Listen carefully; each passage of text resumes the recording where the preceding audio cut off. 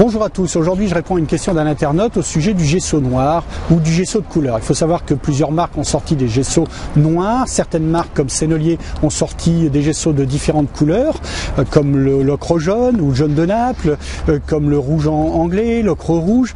Bon, tous ces gessos, il faut savoir que c'est pas d'aujourd'hui. Les anciens utilisaient ce qu'on appelait non pas un gesso à cette époque-là, mais un imprimeur.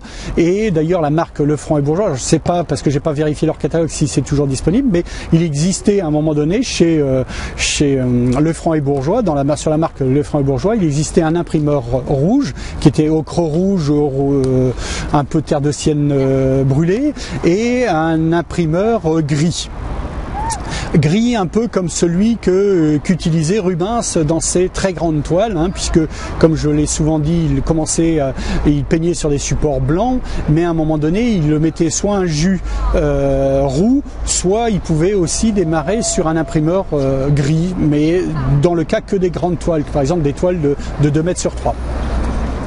Donc ces histoires d'imprimeurs ou de gesso coloré, ça existait de tous les temps. Moi je suis extrêmement pour.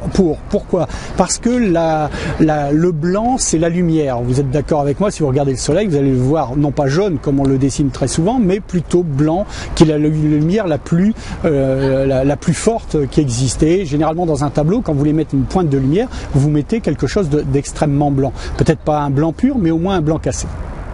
Donc la lumière éventuellement sur un tableau peut gêner, et c'est pour ça que Rubens et tout récemment on a des gens comme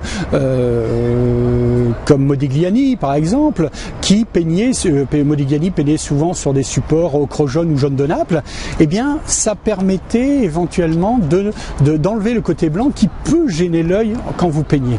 Donc oui, je suis assez pour les imprimeurs ou gesso, vous donnez le nom que vous voulez, pour peindre. Alors noir par contre, faut savoir que là on est plus dans une histoire de mode. Faut savoir qu'il y a certaines couleurs qui se perçoivent, ou des tableaux modernes où les couleurs sont beaucoup plus lumineuses quand on les pose sur une couleur noire, donc ça peut donner des effets. Par contre je suis pas sûr et certain qu'à long terme on se fatigue pas. Donc un gesso noir, pourquoi pas pour une peinture extrêmement moderne. Je suis par contre plus favorable à un gesso gris ou un gesso jaune de Naples, voire un gesso ocre rouge.